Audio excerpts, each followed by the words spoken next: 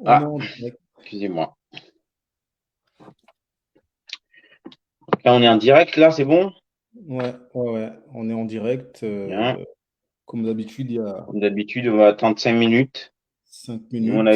on a été en retard de 3 minutes, là. Le temps d'avoir full.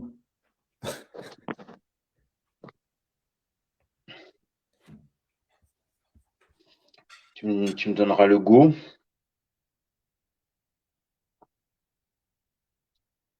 En attendant, je vais voir si je peux le dévisser sur mon profil. OK. 2 secondes. Hop, Vas-y. je vais baisser, là. En attendant que les amis arrivent.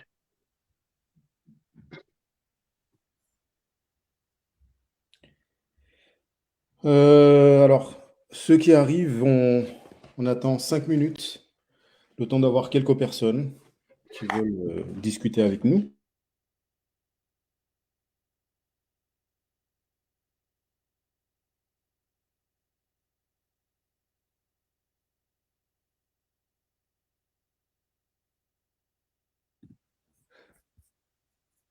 Euh, Désolé, hein, je suis en train de voir si je peux le partager sur ma page, parce qu'il y a des gens qui ne connaissent pas très bien notre page. Voilà. Peut-être que comme ça fonctionnera. Ouais, normalement. Alors, c'est toi qui me donnes le go, hein. Oh, de toute façon, on fait comme d'habitude. On commence à 5. Là, on est à 4. Et s'il y a certains qui s'intéressent au sujet, ils suivront l'enregistrement après. Voilà, Le temps, bon, on va y aller, on fait parce du qu'on bruit là. a généralement on est un peu long.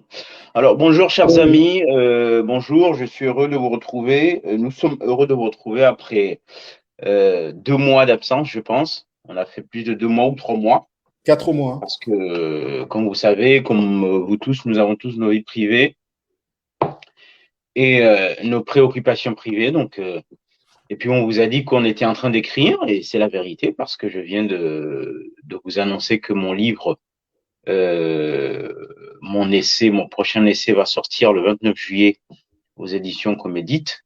Je pense que beaucoup d'entre vous ont vu passer la photo. Le livre va s'appeler L'ennemi intérieur, quid de nos responsabilités.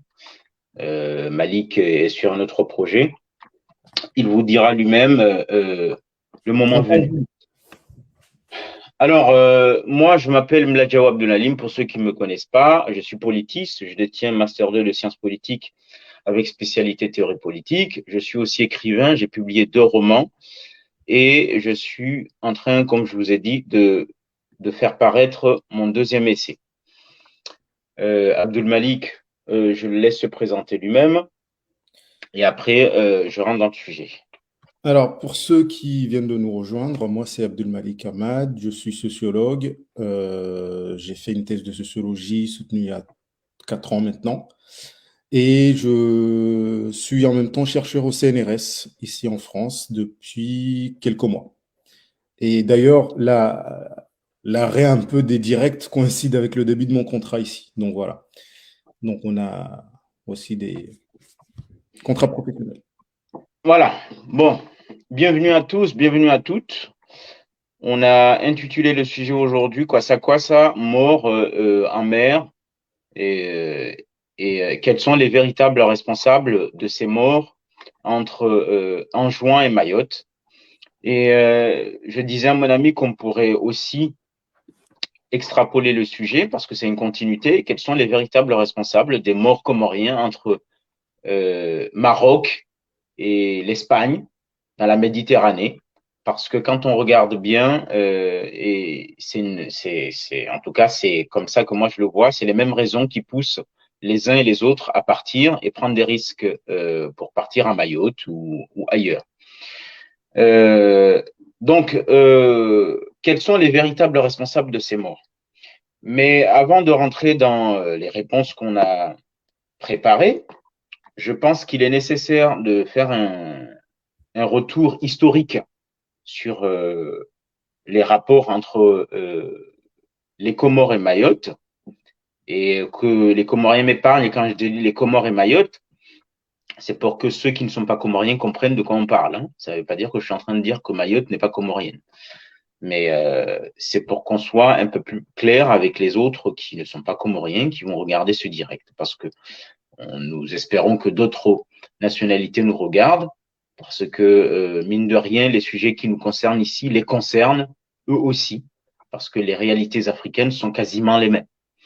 Donc, je disais qu'en 1841, je veux faire un retour historique par date pour aller plus rapidement, pour ne pas rester là, parce que ce n'est pas le sujet, mais au moins c'est mis en contexte. Alors, je disais qu'en 1841, il y a une signature de protectorat forcé du sultan mahorais avec la marine française. 1912, après un statut de Mayotte et dépendance, les Comores vont par la suite être intégrées dans l'entité coloniale Madagascar et dépendance. Jusqu'en 1946, les Comores sont sous domination des sociétés coloniales qui exploitent les terres à leur guise, puis deviennent des territoires d'outre-mer avec un député et une autonomie administrative. En 1961, alors que les pays africains d'Afrique francophone manifestent leur volonté d'indépendance, les Comores optent pour plus d'autonomie en restant dans le cadre français. On aura un président du Conseil qui peut, entre autres choses, nommer les ministres et leurs prérogatives. Ensuite, en 1961, et c'est Tchèque qui devient le premier président du Conseil, qui va déplacer en 1966, qui va transférer la capitale de Dzaoudzi à Mayotte vers Moroni. C'est une des raisons qui sont évoquées pour expliquer le ressentiment des Mahorais par rapport au reste de l'archipel.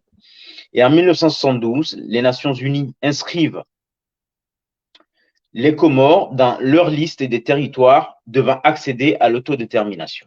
Nous sommes en 1972. 1973, il y a un accord entre la France et les Comores relatif à l'accession à l'indépendance. Si 90% du suffrage votent oui à l'indépendance, 65% des Mahorais votent contre pour le maintien du statu quo.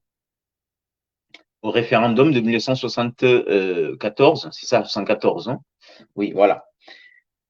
La France dit prendre acte de cette volonté mahoraise. Abdallah, qui se sent trahi par la France, proclame l'indépendance d'une manière, comment dire, unilatérale. Et ainsi, on se retrouve. Pourquoi tu rigoles? Et ainsi on se retrouve dans ce conflit à partir de 1974 jusqu'à aujourd'hui. C'est-à-dire les Comores réclament Mayotte comme comorienne. La France reste à Mayotte depuis cette date-là. Ce qui va se passer ensuite, c'est qu'en 1995, il y aura l'installation du visa Balladur. Et en 2009, 95% des Mahorais votent oui pour la départementalisation de l'île. Donc Mayotte devient un département. Depuis ce jour-là, on compte des milliers de morts entre Anjouan et Mayotte. J'ai vu que le dernier rapport que j'ai vu, c'est un rapport de 2012 du Sénat français qui évalue à 7 000 à 10 000 morts entre Anjouan et Mayotte. Je ne sais pas s'il y a un autre rapport aujourd'hui, mais certainement qu'on a dépassé les 20 000 aujourd'hui. Donc, maintenant qu'on a fait ce rappel historique, que chacun peut aller chercher, c'était par date pour aller rapidement, la question qu'il faut se poser, c'est quels sont les véritables responsables de ces morts. Est-ce qu'on peut se contenter de dire c'est juste le visa Balladur, donc c'est la France qui occupe la Mayotte, et dire que c'est la responsabilité de la France qui a imposé le visa Balladur, empêchant les Comoriens des autres îles de se rendre à Mayotte, où on peut se permettre de se poser certaines questions par exemple, que on n'a pas cette même, comment dire, on n'a pas ce mouvement massif de gens qui partent d'autres îles, de Mohéli pour Anjouan ou de Anjouan pour la Grande Comore. Et malheureusement, on est forcé de constater que la ruée des trois îles, c'est vers Mayotte. Est-ce que c'est juste pour aller visiter de la famille et c'est juste pour plaisir d'aller visiter Mayotte?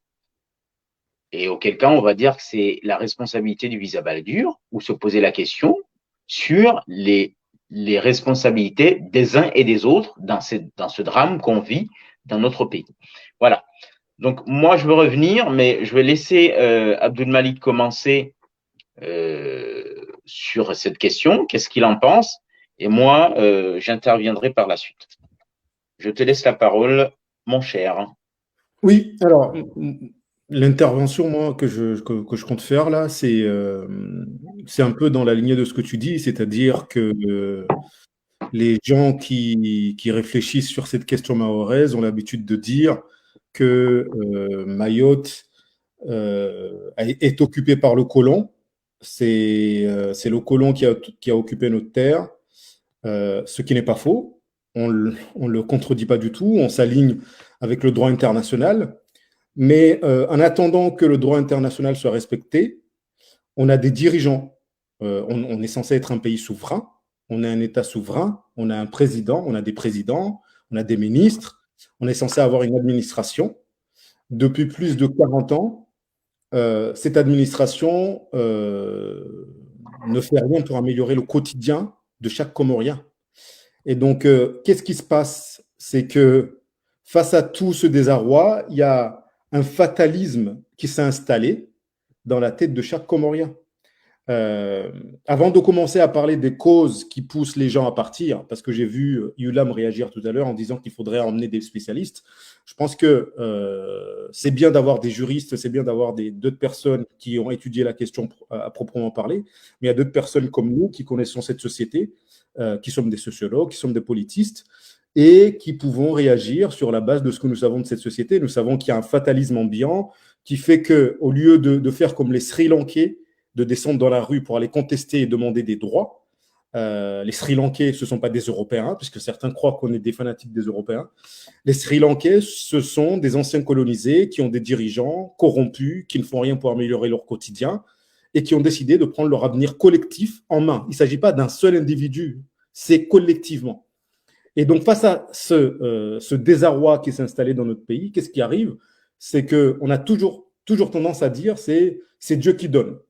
Tout ce qui nous arrive, c'est la responsabilité de Dieu, c'est le Tout-Puissant, c'est jamais de notre responsabilité, que ce soit individuellement ou collectivement, c'est toujours la responsabilité de Dieu.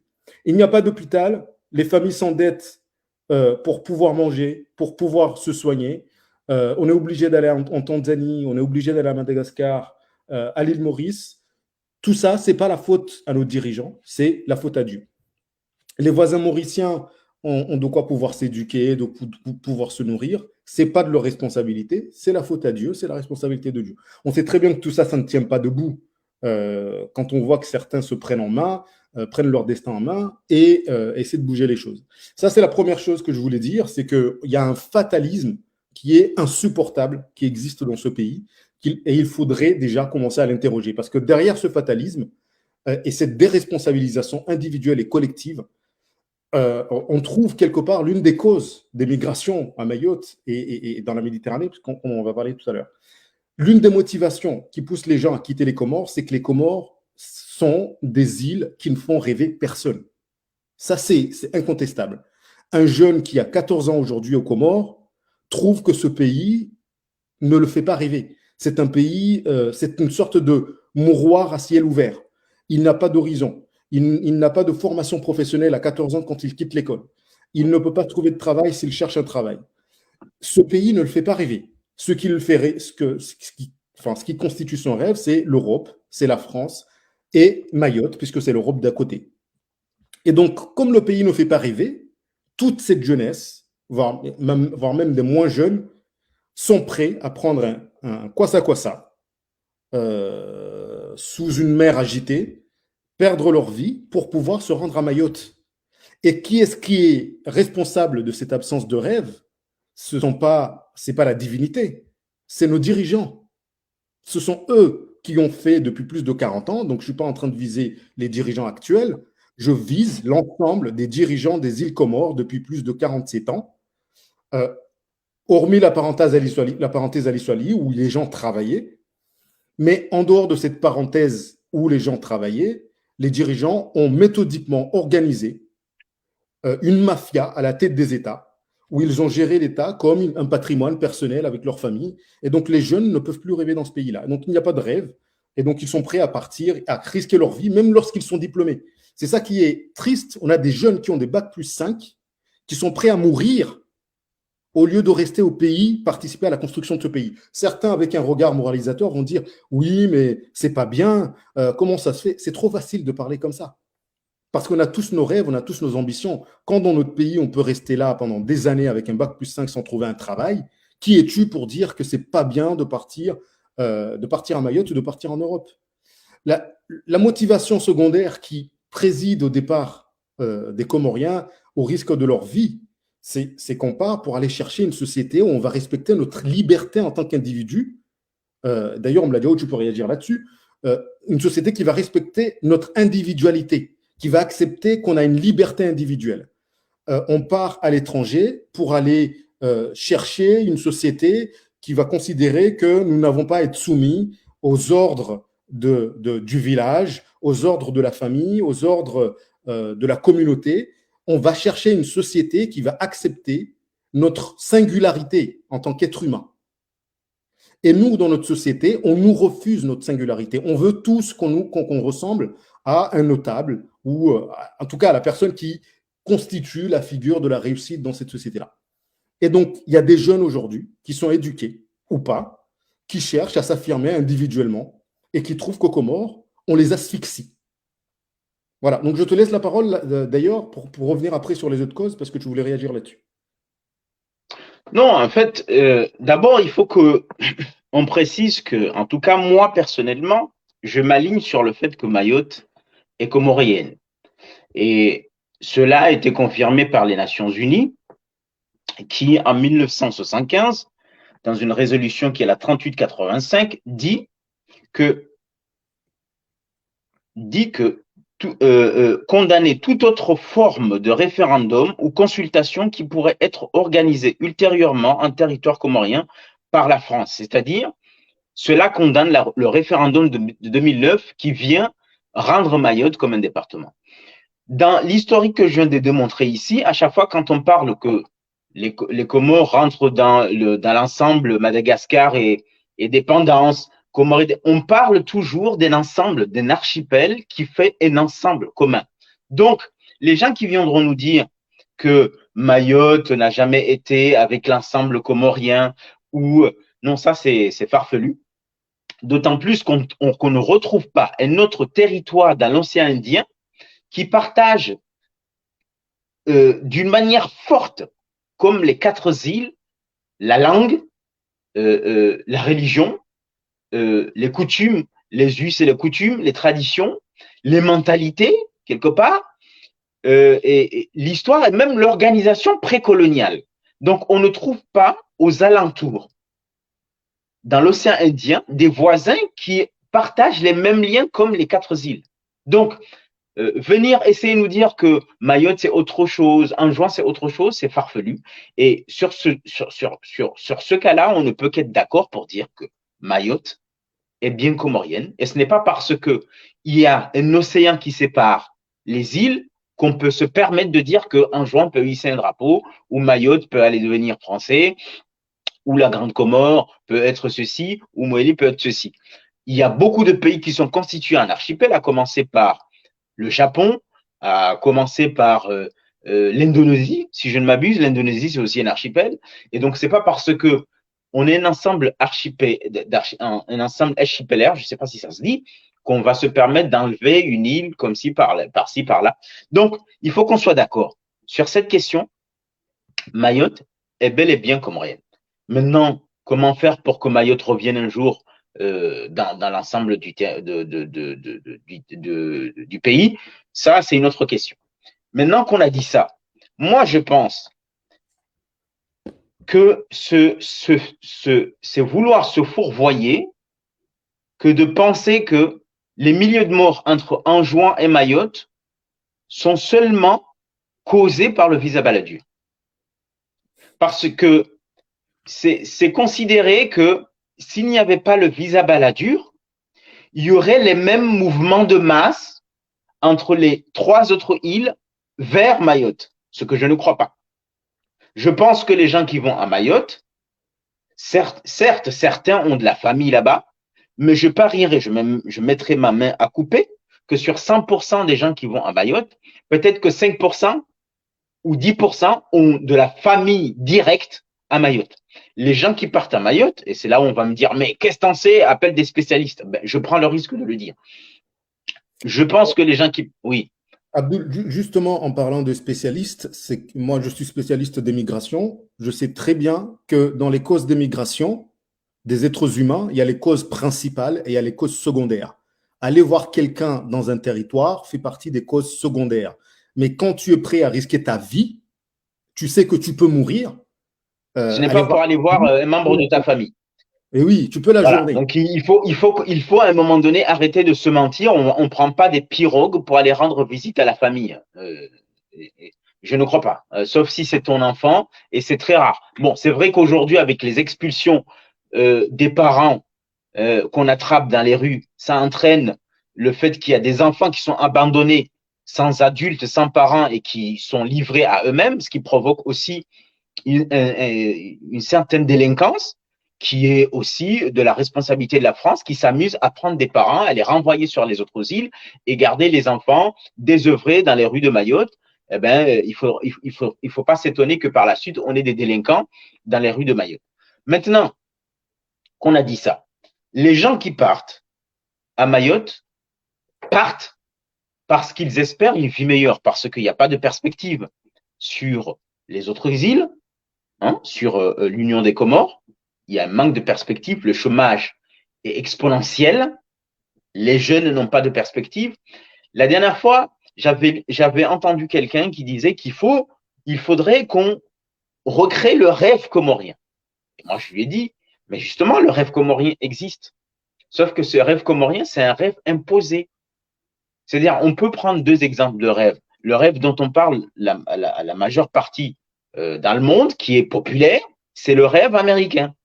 Avant, il y avait le rêve français qui était un rêve de liberté parce que la France incarnait la liberté parce que c'est le pays de la Révolution qui a renversé des rois pour un idéal de liberté, de démocratie, etc., etc. Mais aujourd'hui, on part plus du rêve américain quand on parle de rêve comme ça. Pourquoi les rêves américains? C'est le rêve qui veut que, bon, en tout cas, c'est comme ça que c'était avant. Maintenant, je ne suis pas sûr que ce soit le cas. C'est que quand on partait en Amérique, au XVIIIe siècle, on pouvait espérer devenir un self-made. C'est-à-dire que tu pars de rien, du moment où tu travailles véritablement, que tu t'investis véritablement, tu peux espérer devenir ce que tu veux. C'est-à-dire que c'est l'égalité des chances pour tous. L'essentiel, c'est de travailler et réussir, devenir quelqu'un, être riche, être un grand scientifique, être un grand chercheur. Et aujourd'hui même, il y a des gens qui émigrent aux États-Unis parce qu'ils considèrent que on leur donne des gens qui sont formés en France et qui considèrent qu'il n'y a pas cette égalité de chance et que peut-être qu'aux États-Unis, on va financer leurs recherches pour qu'ils puissent réaliser leurs projets. C'est ça le rêve américain. Et le rêve comorien, on n'a pas à l'inventer. C'est pas comme si ce rêve n'existe pas. Le rêve comorien, c'est le rêve traditionnaliste.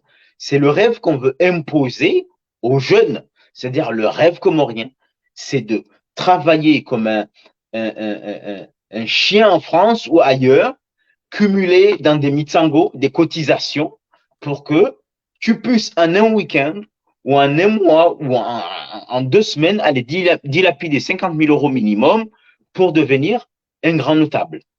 D'accord? Alors, on va nous sortir, mais en juin, c'est pas pareil, à Moïli, c'est pas pareil. Alors, je dis que si ça commence à devenir pareil, mais en même temps, je dis que la Grande Comore, c'est l'île, c'est la grande île où il y a la capitale, c'est un pays qui est assez concentré Et c'est la grande île qui doit servir de catalyseur. Si la grande île est pourrie, les autres îles vont suivre. Donc, à la Grande Comore, malheureusement, le rêve comorien est symbolisé par le fait de réaliser le grand mariage. Malheureusement, ce n'est pas ce qui fait rêver les jeunes. Les jeunes, ce qu'ils veulent, ils veulent plus de liberté. Donc, ils vont partir à Mayotte pour pouvoir vivre une vie privée. Parce qu'il y a des gens qui émigrent pour cause de vie privée. Il y a des gens qui ne rentrent pas après avoir émigré pour cause de vie privée. Il faut prendre ça en compte. C'est-à-dire qu'ils ont besoin de vivre leur vie privée sans être soumis à cette pression sociale. D'accord? Il y a des gens qui ont envie de voir le monde. Il y a des gens qui ont envie d'aller trouver du travail. Et ce qui n'est pas le cas au Comores. Il y a des gens qui ont envie d'aller se soigner, des gens qui partent là-bas pour accoucher. Tous les jours, on ne le dit pas parce que c'est rentré dans nos habitudes. Il y a des gens qui meurent à El Marouf parce qu'il y a des jeunes femmes qui meurent en accouchement à El Marouf. Et ce n'est pas une ou deux, c'est des dizaines de morts dans les hôpitaux comoriens en accouchant. Donc, ils partent là-bas pour aller accoucher. La dernière fois, et je m'arrêterai là pour ne pas prendre la parole longtemps, j'avais entendu Msaïdié, on lui posait la question, mais qu'est-ce que vous pensez de ces morts, de ces femmes qui partent pour aller accoucher à Mayotte? Il disait, c'est le miroir aux alouettes. Donc, c'était la faute à la France qui construisait des hôpitaux, un hôpital sérieux, un hôpital qui est doté des moyens de soins et d'accouchement de ces jeunes femmes, c'est sa faute parce que avec cet hôpital, eh ben, la France attire les Comoriens. Donc, c'est pas de sa faute à lui qui ne construit pas un hôpital, un véritable hôpital, mais c'est la faute à l'autre. C'est-à-dire, c'est toujours la faute à l'autre, la faute à la France-Afrique, la faute au visa Balladur, c'est jamais notre faute. Et ça, c'est une continuité de ce que nous sommes individuellement. C'est-à-dire que dans nos vies, tu ne réussis pas dans ta vie, c'est la faute aux cousins qui ne t'aident pas à t'en sortir, c'est la faute aux frères, c'est la faute à l'autre, c'est la faute. Et donc, on propulse ça au niveau gouvernemental. C'est jamais la faute au gouvernement qui ne fait rien pour ses citoyens, c'est la faute aux Français qui ont mis le visa Balladur, c'est la faute aux Français qui ont construit des hôpitaux. Et après, qu'est-ce que j'allais dire pour finir?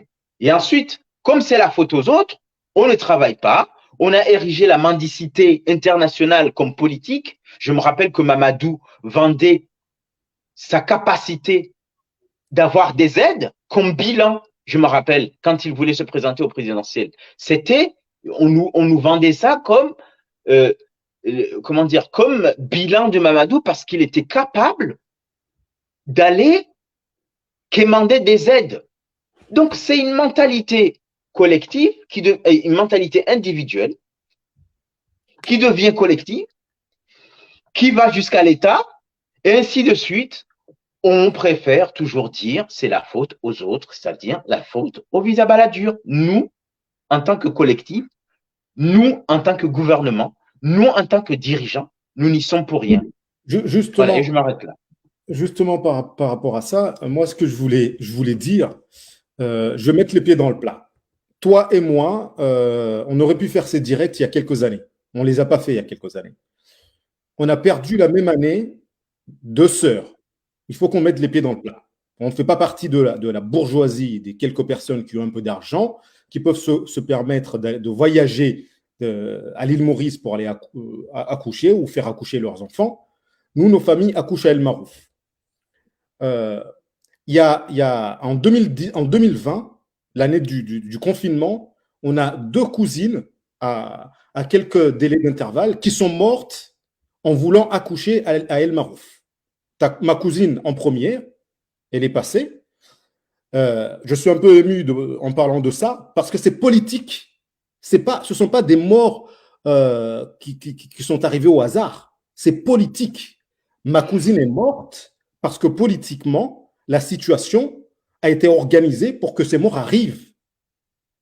Ta cousine est morte 2 mois après pour les mêmes raisons. Elle voulait juste accoucher. Et il faut dire les détails, hein. C'est-à-dire qu'ils ont accouché par césarienne. Moi, ma cousine se levait, parlait aux gens. Le lendemain, elle meurt. C'est-à-dire que moi, il ne faut pas être euh, médecin pour comprendre que c'est une hémorragie interne et qui était là après son accouchement. Elle est morte le lendemain. Elle était dans la force de l'âge. Elle avait la trentaine. Elle avait la trentaine comme Elle ma cousine. travaillait à Exim Bank. Elle avait sa vie. Elle meurt à 30 ans en accouchant. Voilà. Comme si on était au Moyen-Âge. Et après, on va venir nous dire, non, non, c'est par dizaines, je t'ai dit, c'est par dizaines, et ça a fini par rentrer dans les mœurs, comme si c'était normal. Personne ne s'émeut, parce qu'on a pris l'habitude. Parce qu'on a pris l'habitude, et à toujours dire c'est la faute à la France, à Balladur, aux autres, c'est plus possible. C'est pas la France qui a tué nos cousines, hein. C'est pas la France qui a tué nos cousines. C'est la gabegie organisée au niveau de l'État depuis des décennies depuis l'indépendance et qui aboutit à ces morts. Et là, on est en train de parler de nos cousines, mais c'est un phénomène social, hein. Ça concerne toute la société, hein. Et il ne se passe pas quasiment un mois ou 2 mois sans qu'il y ait une femme qui meurt à l'hôpital El Marouf en voulant simplement accoucher. Il y a les morts pour d'autres choses d'ailleurs. Et d'ailleurs, on a commencé à faire ces directs. La réflexion pour faire ces directs découle quelque part, on n'en a pas parlé ouvertement, mais ça découle quelque part du fait qu'on constate que nos familles meurent à cause de décisions politiques. Là, aujourd'hui, on est en train de dire que c'est la période des grands mariages. Et en fait, moi, ce que j'ai constaté, c'est que moi, je suis peut-être la seule personne dans ma famille qui s'est énervé et qui a politisé la mort. En fait, pour retrouver de la dignité, quand on manque de dignité, la solution, c'est de politiser la souffrance. De dire que ma souffrance, c'est pas une souffrance isolée, c'est une souffrance collective. Elle concerne tout le monde.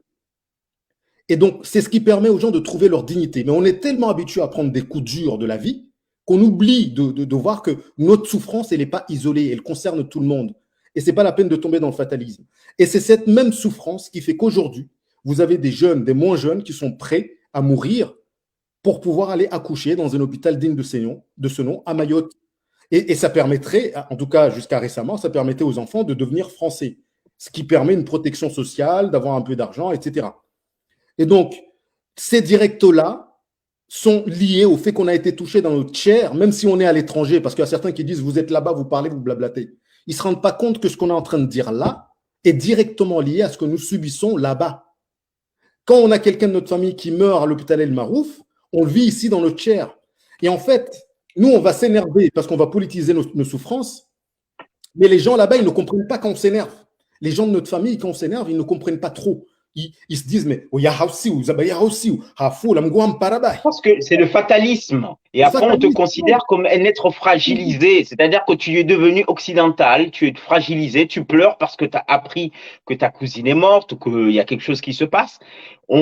Tellement les nôtres ont intégré ce fatalisme, ont intégré cela, et que, en fait, après des choses, des drames comme ça, on entend, bon, elle est partie, ils ont Guanzao, et puis c'est tout. Et quand toi, tu appelles, ou bien quand toi, tu t'insurges, ou tu dis, mais c'est pas normal, je n'accepte pas cette mort, c'est pas que tu fais du shirk, c'est que tu dis qu'il y a une raison, il y a une explication, il y a un responsable derrière ça. Eh bien, tellement ce fatalisme, cette habitude est ancrée dans les gènes que tu passes pour un être fragile, c'est-à-dire que tu es devenu, comme ils disent, un blanc fragile. Voilà. C'est-à-dire que ils ont tellement encaissé les coups, qu'il n'y a plus place à l'émotion. C'est-à-dire, on passe à l'autre. On passe au long, on passe. Et ce qui fait que, en fait, quelque part, inconsciemment, ils ont du mal quand on tient le discours de la responsabilité collective individuelle. Ils préfèrent dire c'est la faute aux autres, c'est la faute aux autres. Parce que il y a ce manque d'émotion, il y a ce manque d'émotion qui est la conséquence des coups subis continuellement, qui fait que maintenant, personne ne se révolte. C'est-à-dire, à force de prendre des coups, tu intègres cela et tu ne te révoltes pas. Et quelqu'un qui vient te dire, mais non, c'est la faute, c'est nos fautes, c'est notre faute collective. Mais qu'est-ce que tu racontes? Qu'est-ce que tu racontes? C'est la faute à l'autre. C'est baladure. C'est baladure. Oui, mais je suis d'accord. Mais comme je le dis souvent, si on est colonisé, c'est qu'on est quelque part colonisable.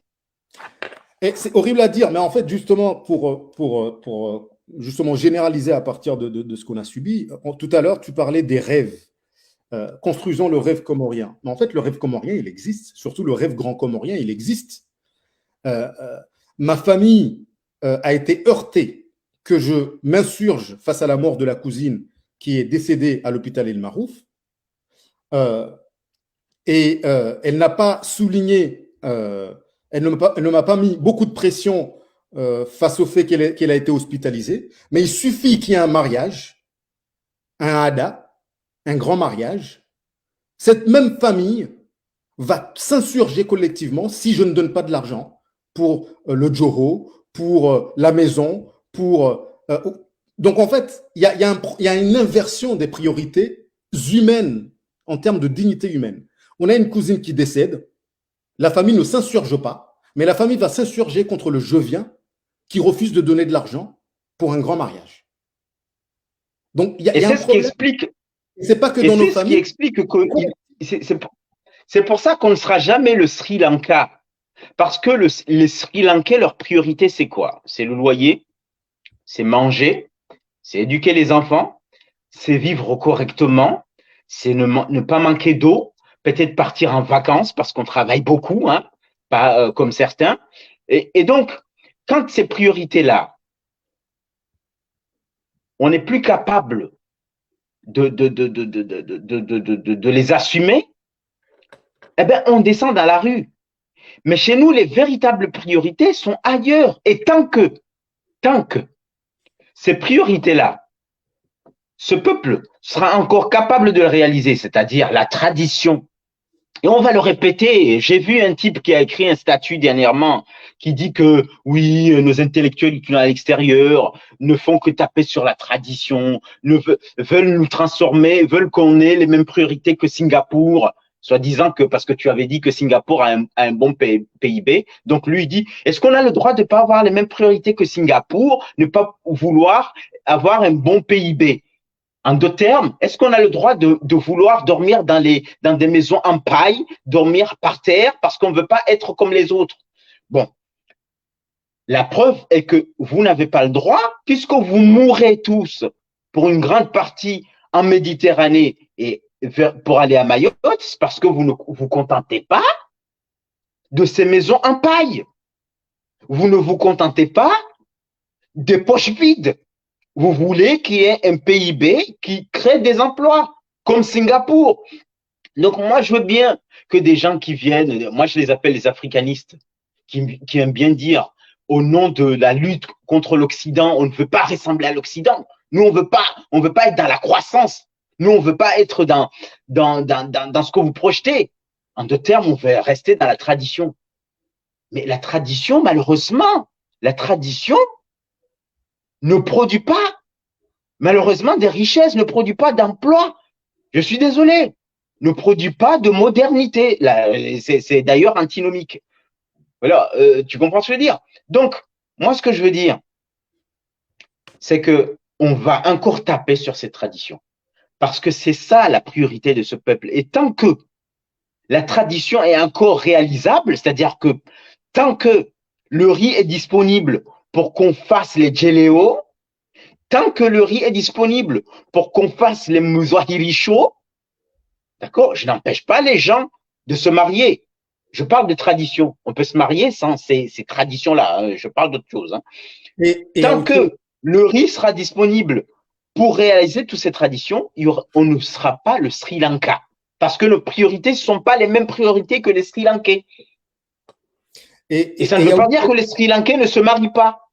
Qu'on comprenne la nuance. Voilà. Regarde, je voulais réagir. Là, on a parlé de nos cousines respectives. Il y a quelqu'un qui nous suit et qui nous parle de sa cousine qui est décédée le 25 décembre 2019. Paix à son âme, ma cousine, elle est décédée juste 6 mois après. Et il y a des dizaines, même des centaines. Et la cousine en question, je l'ai vue en hiver, en plus la période où ta cousine est décédée, à la Ouïa. J'étais aux Comores, j'ai vu ma cousine, elle commençait sa grossesse à ce moment-là. Et je suis venu en France, elle est décédée quelque temps après. Ma famille a été attristée, je ne leur en veux pas, mais il y en a marre de ce fatalisme. À un moment donné, il faut qu'on politise notre souffrance. Notre souffrance, elle ne doit pas être vécue cachée. On vit trop nos souffrances cachées. Chacun dans son coin, il souffre. Là, on se rend compte que cette question, il suffirait juste de faire une petite enquête, de demander aux gens, avec un micro-trottoir, de donner des noms de membres de leur famille qui sont morts à El Marouf. On se rendrait compte que la maladie, elle est grave. Le nombre de personnes qui meurent à l'hôpital El Marouf est impressionnant. Et comment tu veux que des femmes qui veulent fonder leur famille et qui ont la possibilité de prendre un Japawa ne le prennent pas, ce Japawa-là? Quand ils voient des femmes de leur âge qui meurent à l'hôpital de référence du pays, juste en voulant juste accoucher, rien de plus, rien de moins. Et ça, on occulte d'en parler quand on parle d'émigration des Comoriens qui vont à Mayotte au risque de leur vie. On va parler incessamment, comme l'a dit Abdul Halim depuis tout à l'heure, de visa baladur, visa baladur, visa baladur. Mais à un moment donné, regardons nos réalités. Notre pays fait peur. Notre pays fait Notre peur.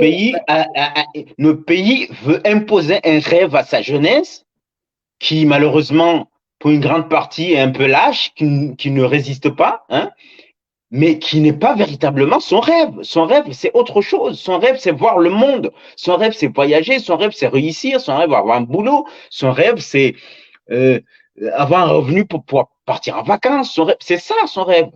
Donc, tant que on n'inversera pas ce rêve, les gens partiront. Voilà. Et puis, je continuerai, mais là, je ne sais pas si on a fait le tour, on pourra toujours revenir. C'est que en jouant Mayotte, c'est pareil que Maroc et Espagne. Parce que si on veut bien accepter que ce ne sont pas des visites familiales qu'on fait à Mayotte, eh ben, c'est les mêmes raisons qui poussent certains à traverser la Méditerranée à partir de Mayotte, à partir du Maroc pour venir ici. Et là-dessus aussi, j'ai envie de dire, puisqu'on parle de responsables, sur cette traversée méditerranéenne, il y a la responsabilité de la diaspora aussi. La diaspora vend du rêve aussi à cette jeunesse comorienne, qui vend du rêve d'une vie d'aisance en Occident, qui peut-être pour certains est une réalité, mais pour une grande majorité, c'est comment dire, c'est un mirage. Beaucoup passent plus de 6 ans dans la migration pour venir ici cumuler plus de. Il y en a qui sont restés 10 ans sans papier avant d'avoir des papiers. Et encore, il faut trouver du boulot après, etc., etc. Certains vont partir là-bas, vendre du rêve, en fait. On ne vous dit pas de jouir de vos vacances aux Comores, mais arrêtez de vendre du rêve. Et quand vous avez un peu d'argent, c'est vous qui, qui financez ces voyages. Il y a des gens qui vont mettre jusqu'à plus de 10 000 euros pour un voyage de leur frère, leur cousin, pour le faire venir en France, quoi. Donc, et cela doit cesser, en fait. Cela doit cesser parce que vous participez à ces morts, parce que c'est vous qui financez ces traversées dans ces bateaux de fortune entre le Maroc et l'Espagne. Mais Abdul Halim, justement, pour regarder l'envers du décor aussi, en fait, ils financent les voyages parce qu'on leur met la pression pour financer ces voyages. Hein. On leur dit rentre dans 10 Mtsango, fais venir ton frère qui a eu son diplôme au Maroc, fais venir ta soeur qui a eu son diplôme au Maroc ou au Sénégal, parce que au pays, il n'y a pas de travail. Donc, la diaspora, elle est prise, elle est piégée. Non seulement elle a besoin d'être acceptée par ceux qui sont restés au pays, parce qu'en fait, la critique des membres de la diaspora d'être des ingrats, parce que c'est toujours ça, hein. Quand ça ne va pas, c'est toujours le cousin qui Ils font tout, mais ce sont des ingrats. Et en fait, il y a une dette éternelle qui fait que, en fait, moi, je te coupe, hein, mais oui. Quand j'entends tout le temps des gens qui disent on a vendu des terres pour toi, en fait, le terrain a peut-être coûté 6 000 euros pour le faire voyager, hein, pour acheter un visa à l'ambassade, ou disons 10 000 euros. Allez, au grand max, 10 000 euros.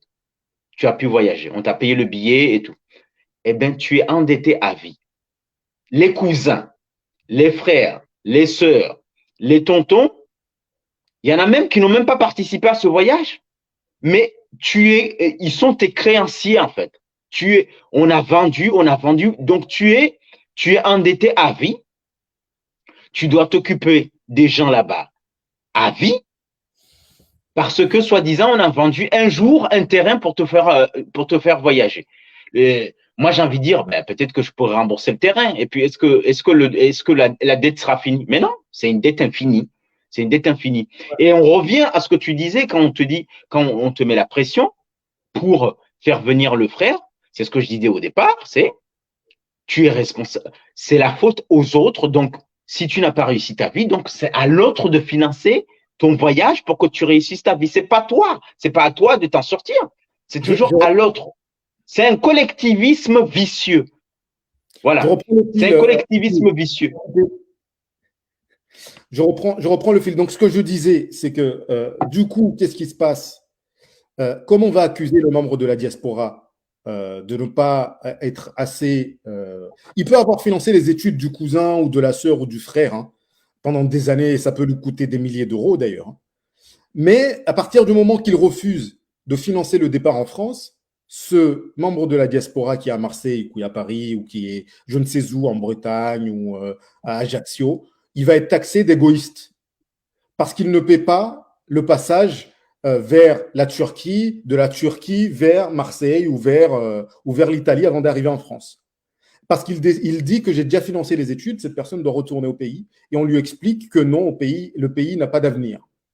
Et en fait, quand tu interroges ce qui est vrai, mais en même temps, il faut quand même qu'on s'interroge. Si on avait un nombre important de jeunes diplômés au pays, peut-être que nous aurions eu notre révolution. Mais si tous nos Et c'est là où on va te retorquer, mais pourquoi tu ne rentres pas? Et je vais répondre. Si, voilà. C'est pour te laisser l'occasion de répondre, c'est pour ça que je pose la question.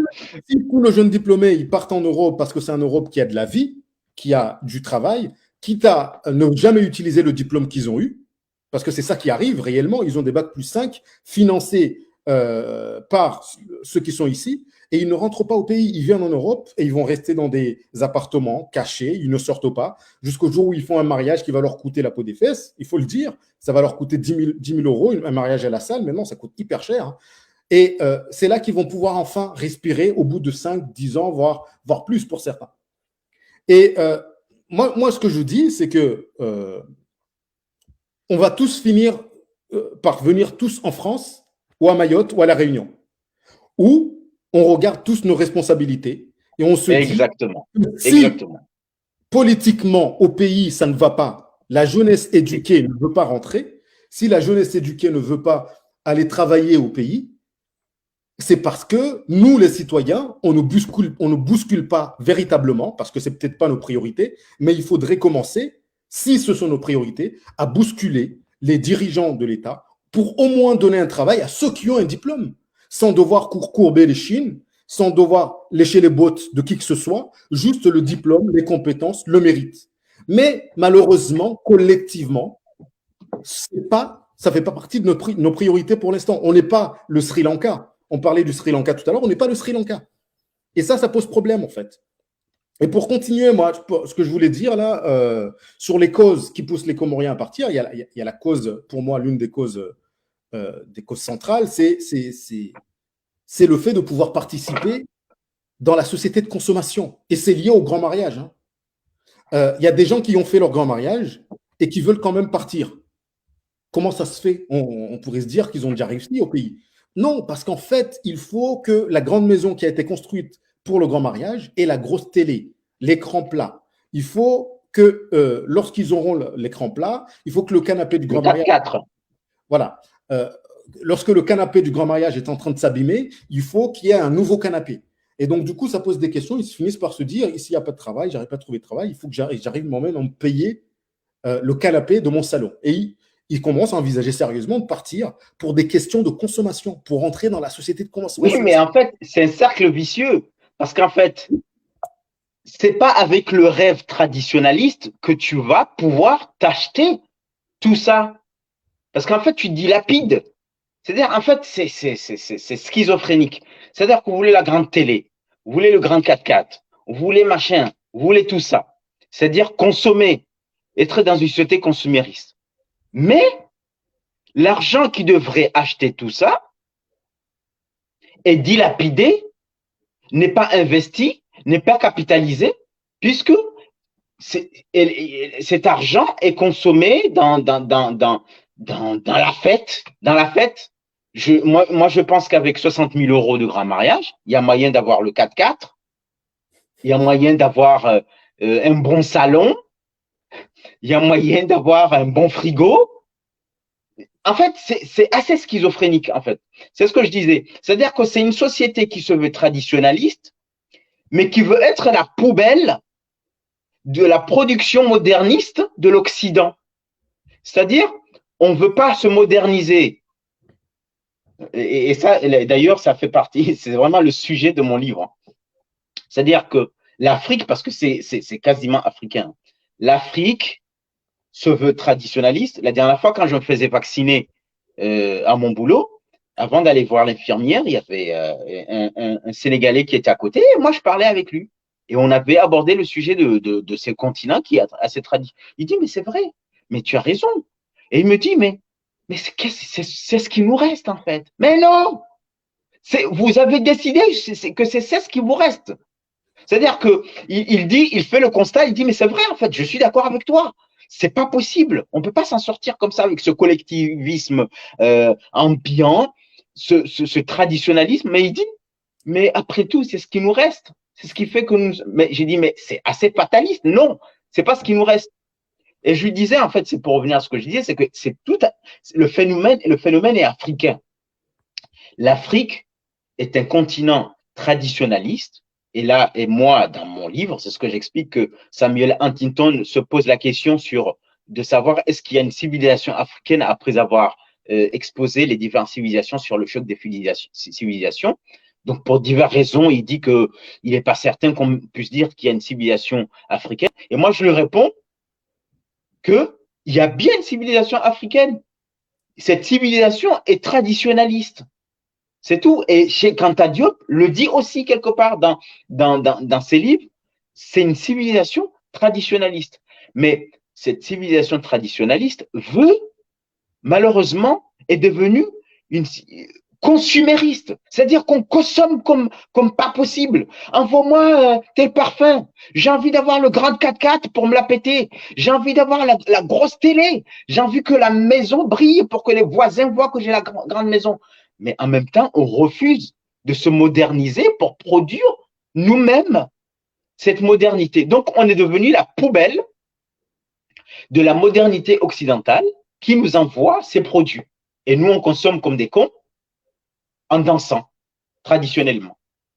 Mais tu sais, je voulais justement réagir à cette idée que l'Afrique a une civilisation traditionnaliste, parce que même la tradition, c'est quoi? C'est quelque chose que des gens ont décidé à un moment donné de l'histoire, que c'est comme ça qu'il faut faire dans ce domaine-là. Et puis, on ne va pas changer. Mais on se rend compte que même la tradition, avec le temps, elle change. Hein. Oui. Le grand mariage de nos aïeux n'a rien à voir avec le grand mariage du 21e siècle avec les émigrés. Hein. Le grand mariage d'aujourd'hui, c'est un grand mariage qui coûte la peau des fesses, qui est extrêmement, extrêmement cher pour nos familles pauvres. Très mercantile. Et qui est très mercantile, qui est très capitaliste. Donc, en fait, on se dit traditionnaliste, on fait ça parce qu'on a trouvé nos grands-parents en train de les faire. C'est hypocrite, puisque factuellement, on ne fait pas ce que nos grands-parents faisaient. Non, mais pourquoi au nom du fait que c'est fait par les grands-parents? Oui. En fait, je ne comprends pas cette cette adulation des aînés, des anciens, en fait. Moi, je suis pour le respect, mais pourquoi ce que les anciens ont dit ou ont fait doit demeurer une vérité rationnelle qui n'a pas à être bougée, à être rectifiée? Je ne comprends pas. J'ai du mal. Tu m'as fait perdre le fil. Tu disais que la tradition, c'est quelque chose qui a été inventé par des gens, des anciens, oui. Et qu'elle évolue, ces traditions. Cette tradition, elle évolue, elle change constamment, c'est systématique. En fait, on prétend faire comme faisaient nos aïeux, mais on ne fait jamais comme on fait nos aïeux. Et en fait, c'est un système qui permet à certaines personnes de tirer profit de la position de faiblesse de beaucoup de gens ou de la naïveté, je ne sais pas comment on peut appeler ça, mais en tant que sociologue, je vais parler de gens qui se laissent dominer par d'autres, qui s'arrogent le droit d'être des notables, Et donc, au nom du fait qu'ils répètent ce que nos ancêtres faisaient, on va respecter ce qu'ils disent. Alors que concrètement, on ne fait rien de ce que faisaient nos ancêtres. Et d'ailleurs, Ali Swali, il le disait déjà à l'époque, que les traditions du grand mariage n'ont rien à voir. Elles ont beaucoup évolué. Et là, aujourd'hui, c'est devenu une usine à gaz où on jette toutes nos économies. Pourquoi? Pour juste avoir des applaudissements d'une semaine du village. Tout simplement. Et en fait, pour revenir à ton questionnement, d'ailleurs, je vais continuer justement sur ce que tu disais, mais au nom de quoi, pourquoi il faudrait reprendre ce que faisaient nos aïeux? Parce que ce sont nos aïeux. Et en fait, aujourd'hui, on a des personnes qui ne font pas grand-chose, qui sont violents, qui sont violeurs, qui sont voleurs. Dans 20 ans, ce seront les aïeux de certaines personnes. Et donc, il faudrait reprendre les pratiques de ces gens-là parce que ce sont les aïeux. Donc, et surtout, attention à ne pas tomber dans le piège de… Parce que quand tu dis on ne fait pas ce que les aïeux faisaient, c'est un piège aussi parce que des gens vont s'engouffrer dans ce que tu dis pour te dire, mais oui, tu vois, la tradition n'est pas si mauvaise si on restait fidèle à ce qu'on faisait avant. C'est la fameuse phrase qu'on nous sort quand on parle de grand mariage, de Hada. Mais en fait, le Hada a été vicié, donc il faut revenir à l'authenticité du grand mariage. C'est un piège. Attention, parce que si aujourd'hui le grand mariage n'est pas bien, c'est parce qu'on ne le fait pas comme, on n'est pas assez fidèle au premier temps. Alors, je ne sais pas, les premiers temps, c'est à partir de quel siècle, hein, je ne sais pas. Est-ce que c'est au 15e?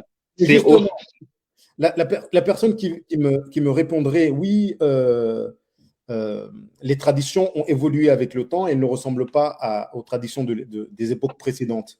La personne ne comprend pas que dans mon raisonnement, ce que je suis en train de dire, c'est que être traditionnaliste, c'est quelque part être hypocrite en fait. Parce que jamais tu reproduis ce qui a été fait avant. C'est impossible.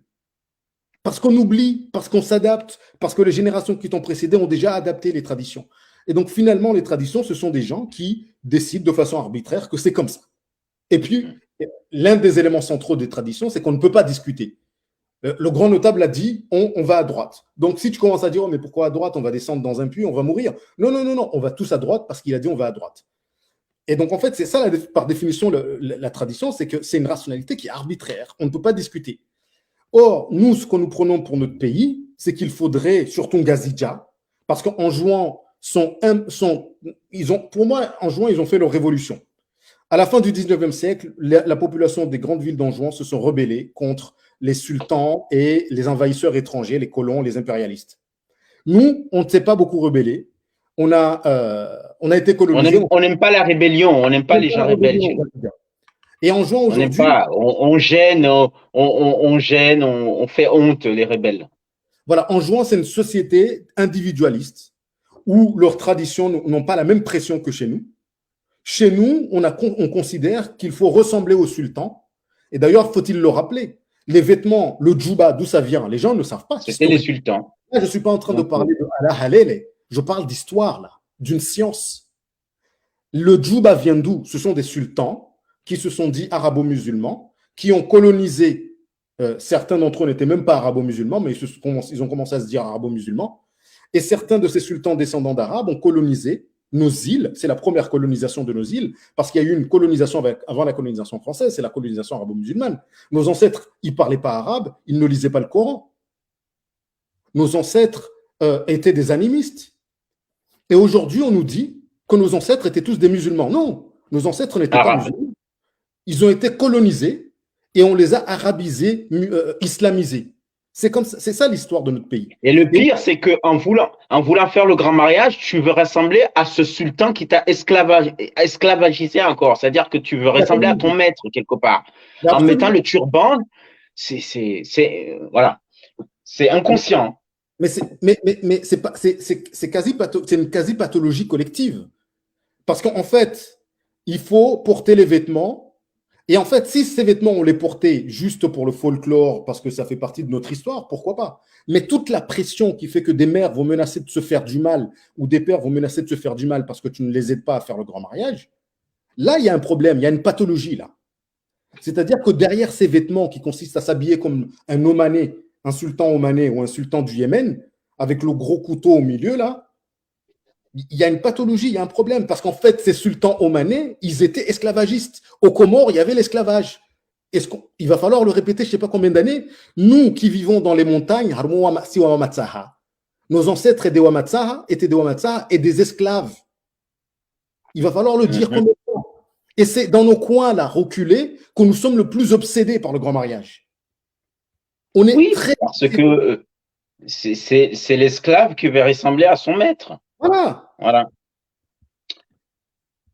Donc, pour revenir à ce qu'on disait, c'est que tout ça, le but, c'est de montrer que il est évident que le colon a une responsabilité parce que l'ancien colonisateur est venu sur un territoire, il a coupé une partie, il y est resté, il a une grande part de responsabilité parce que il n'a pas sa place sur notre territoire. Tout Comorien doit pouvoir circuler partout sur l'archipel des Comores. Mais force est de constater qu'il y a une réalité actuelle qui pousse les gens à partir à Mayotte, qui pousse les gens à prendre des pirogues, qui pousse les gens à partir au Maroc pour venir ici, qui pousse les gens à prendre des risques jusqu'à mourir. Et cette réalité, c'est que nous avons des responsabilités individuelles et collectives, nous avons des élites, nous avons des dirigeants qui ne jouent pas leur rôle, nous avons un Léviathan qui ne joue pas son rôle, et c'est pour cette raison. Et que c'est trop facile à chaque fois de venir c'est même insultant par rapport aux gens qui sont morts, c'est-à-dire les gens qui sont morts dans ce bras de mer, c'est même insultant pour ces gens-là de toujours dire que c'est la faute aux Visabaladur. Eux, ils avaient conscience du pourquoi ils partaient là-bas avant de mourir. C'est qu'ils partaient parce que ils voulaient un autre rêve. Ils partaient parce qu'ils voulaient aller accoucher correctement. Ils partaient parce qu'ils voulaient donner un avenir meilleur à leurs enfants. Ils partaient parce qu'ils voulaient vivre leur liberté, parce qu'ils se sentaient étouffés dans les autres îles. Et tout simplement. Donc, il faut que ce mensonge arrête de toujours s'en prendre au visa baladur sans pour autant parler des responsabilités qui sont les nôtres collectivement. Et moi, ça sera ma conclusion. Oui, justement, en parlant de conclusion, ça tombe bien parce qu'on va pouvoir commencer à répondre aux questions. Il y a une première question, je vais y répondre, tu y répondras après si tu veux, parce que comment le rêve du Comorien évoluerait positivement si les intellectuels comoriens comme vous font le choix de rester dans le confort à l'étranger? Alors, moi, je vais le dire très clairement. Cette question, elle a déjà été posée tellement de fois, à chaque fois qu'on parle ici, elle a toujours été posée. Je pense que si on avait une grande audience, on aurait cette question tout le temps. C'est une question très facile, en fait. Pour moi, c'est une question très facile. Pourquoi? Parce qu'en fait, pourquoi les citoyens, dans leur ensemble, ils ne politisent pas leur souffrance? Pourquoi ce serait un intellectuel, tout seul, qui devrait politiser la souffrance de chaque Comorien? Pourquoi moi, en tant qu'intellectuel, j'ai plus de magie, plus de force? Peut-être que j'ai une plus grande capacité à conceptualiser, à organiser ma pensée, parce que j'ai appris à faire ça. Mais la politique, c'est l'affaire de tous. Je ne me considère pas supérieur à n'importe quel citoyen, pour ma part. Certains se considèrent comme supérieurs dans ce pays, d'ailleurs. On a des sultans actuels qui ils sont au pouvoir ou pas, mais beaucoup de gens se considèrent comme supérieurs, ils sont notables. Pour n'importe quelle raison, les gens adorent se considérer comme supérieurs. Moi, je ne me considère comme supérieur de personne. Si les citoyens, collectivement, ne s'organisent pas pour contester les abus de pouvoir qu'il y a dans ce pays-là, rien ne changera pas. Rien. Il n'y a rien qui va bouger. Donc, arrêtons de dire qu'il faut tous rentrer. Il y en a qui sont rentrés et qui ont fini par voler parce que le système les a transformés. Le pays les a transformés. Quand tu rentres au pays et que tu travailles, tu enseignes, tu n'es pas payé au mois, qu'est-ce que tu fais pour nourrir ta famille? Moi, je comprends. Ben, tu rentres dans les manigances. Et pourtant, tu es rentré avec un doctorat, tu es un grand intellectuel. Soit collectivement, on s'organise et on commence à être comme les Sri Lankais, comme l'ont été les Asiatiques du Sud, là, qui forment les dragons. Ils n'ont pas toujours été riches. Hein. La Corée du Sud était un pays considéré comme un pays en voie de développement dans les années 70. Aujourd'hui, la Corée du Sud construit les smartphones qu'on est en train de tenir partout où on va. Les Samsung viennent de Corée du Sud. Qu'est-ce qui s'est passé entre-temps? On avait le même niveau de vie entre l'Afrique et la Corée du Sud. C'est que eux, ils ont fait le travail qu'il fallait faire. Je ne suis pas en train de dire que c'est parfait, ils ont atteint le bonheur. Non, en tout cas, le bonheur matériel, ils l'ont atteint. Nous, on n'a même pas atteint ce bonheur matériel. On court tous vers l'Occident, vers la France, vers Mayotte, pour pouvoir avoir ce bonheur matériel. Donc, arrêtons de dire qu'une seule personne va sauver le pays. C'est impossible. Ali Et Soali, puis, il est mort, les gens ont applaudi. ben oui, comme tu dis, il y a beaucoup d'intellectuels qui sont rentrés. Il y a beaucoup d'intellectuels qui sont rentrés.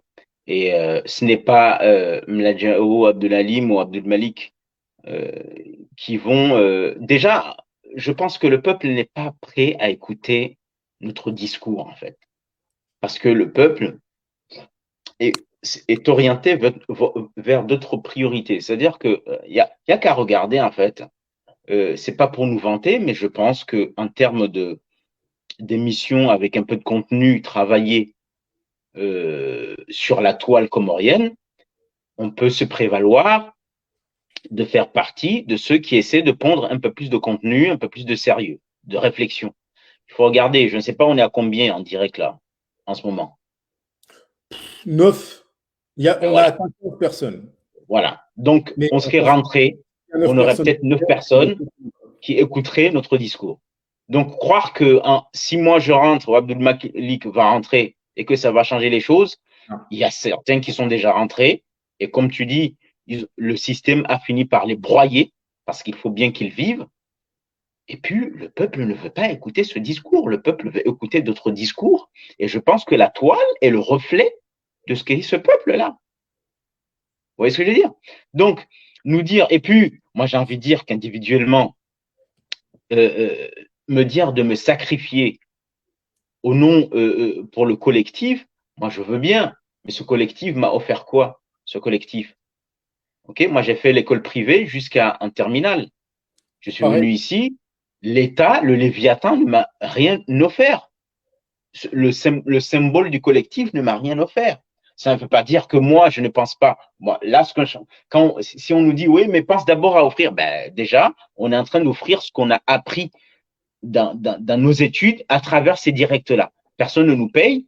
Si on fait ces directs-là, c'est une façon d'offrir un peu ce qu'on a dans la tête à ce collectif-là. Mais qu'on ne vienne pas nous demander de nous sacrifier au nom d'un collectif qui ne veut pas entendre ce qu'on dit, en fait. Et j'en suis désolé. Donc, me dire sacrifie-toi au nom de ce collectif, voilà. Bon, Wardan Saïd a dit on est 10. Donc, c'est dire combien on est nombreux. Et vous êtes nombreux aujourd'hui. Hein. Maintenant qu'aujourd'hui à 10, là, on a atteint le summum. Hein. Oui, oui, d'habitude, on est juste 4. Et ça nous va Voilà, on bien. est juste 4. Hein.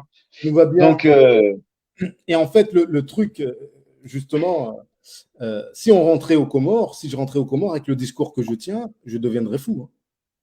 Je deviendrais fou. Et je me marginaliserais, je et vivrais tu comme un. serais la honte de ta famille. Hein. Tu Je serais serais, la honte de ta famille. je serais la honte de ma famille. Ça, c'est une certitude. Je serais la honte de ma famille parce que je commencerai à dire que se mettre la pression pour faire le grand mariage ou pour payer telle dette du grand mariage de je ne sais qui, se rendre malade jusqu'à faire péter la tension artérielle, parce que c'est ça qui arrive dans ces périodes-là, hein, des crises cardiaques, des anévrismes qui se généralisent. C'est lié à toute cette pression. C'est une période de pression immense parce qu'en fait, c'est la période où on va concrétiser la promotion sociale, la réussite. C'est le grand mariage, en fait. En Gazidja, surtout. Et si moi, je rentrais que je disais que je ne veux participer à rien du tout de tout cela, soit je finis par me plier, soit je me marginalise et je me retrouve avec 10 personnes, même pas. Il n'y aurait même pas 10 personnes qui viendraient m'écouter. Les 10 qui sont là. Les 10 qui sont là, ils ne viendraient même pas. Ils auraient peur de leur famille. Peut-être pas, mais est-ce qu'il y a des questions, des réactions? Non, il n'y en a pas. Bon, on est à Alors, 1h09, hein, donc s'il n'y a pas de questions, s'il n'y a pas de réaction. attends, je remonte le.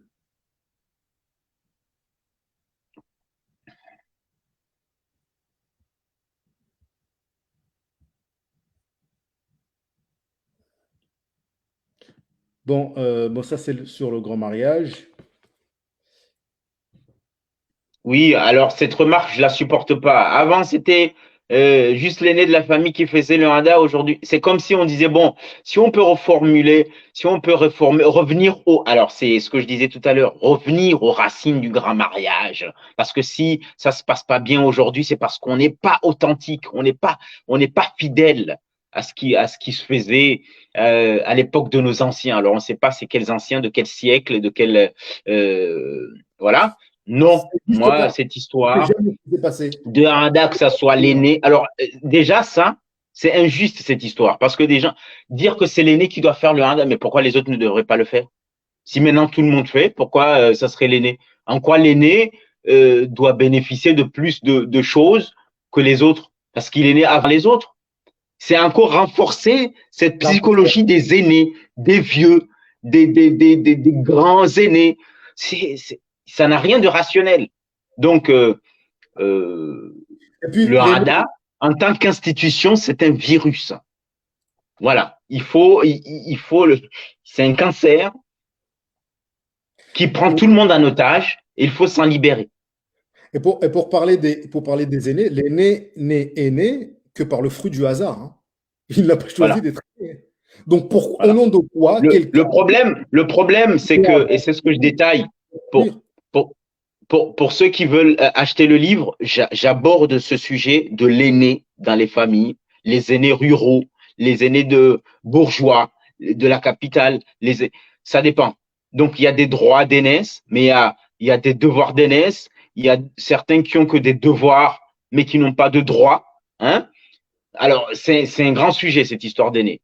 C'est le hasard qui a fait que tu es l'aîné. Tu n'as pas à avoir plus de droits, ni à avoir plus de devoirs.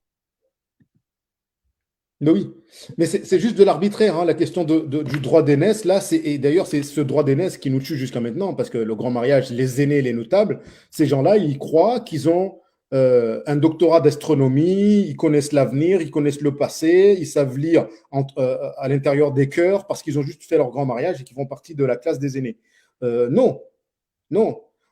L'aîné n'est pas plus intelligent que le cadet, hein. On est tous égaux. Là, par rapport à ce que dit Rafa, on est tous diplômés, hein. Je suis complètement d'accord.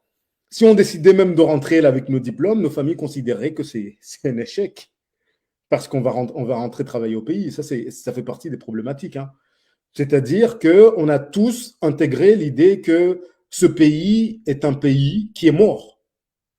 Et on ne le dit pas, mais on a tous intégré cette idée-là. Mais il y a aussi le versant rentre au pays, même si, alors je suis d'accord à ce que vous dites, hein, mais il y a aussi le versant du diplôme qui est devenu Mharuma. C'est-à-dire que tu as ces diplômes, tu viens en France, mais ça donne pas le charme.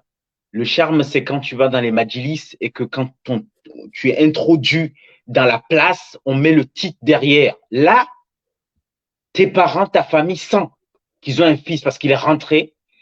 Chez Olongasidjani, comme on dit. Hein? Vous voyez ce que je veux dire? Tu es cadre, tu as écrit, tu as un diplôme, tu es docteur, tu sais pas quoi. On La s'en fierté fout. n'est pas là.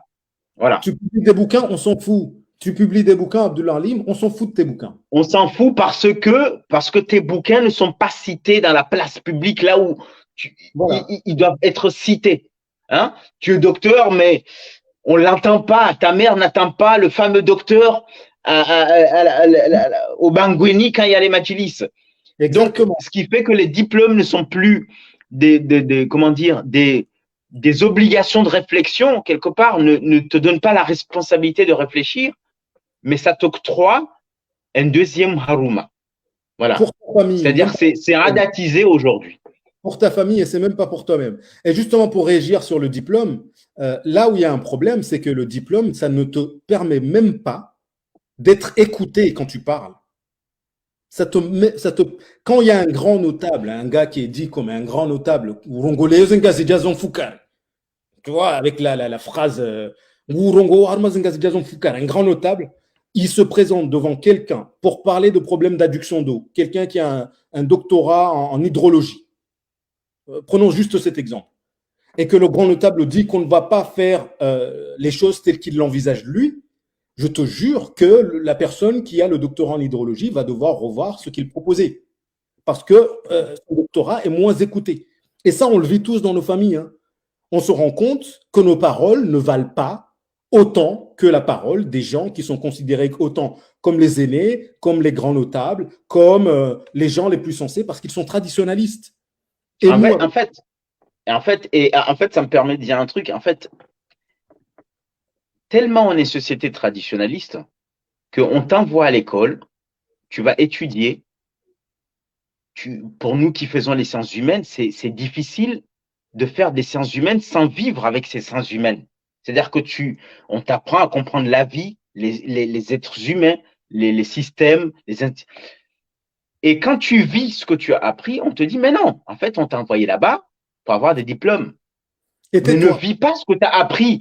Mets ça de côté et vis la vraie vie, c'est-à-dire la vraie vie traditionnaliste, la vraie, en fait, je sais pas comment, si on comprend ce que je veux dire.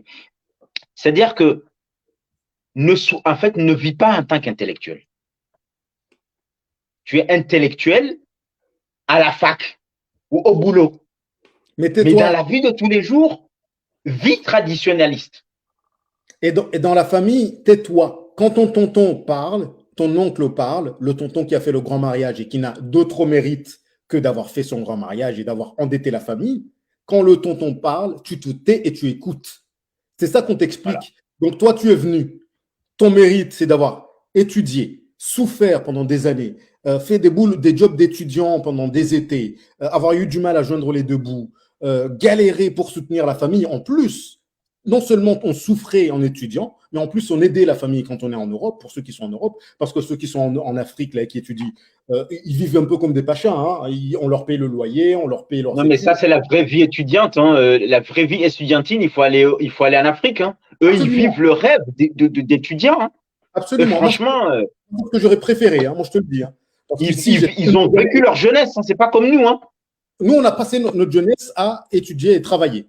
Tu vois, et justement, on a tellement galéré pour pouvoir finir nos études.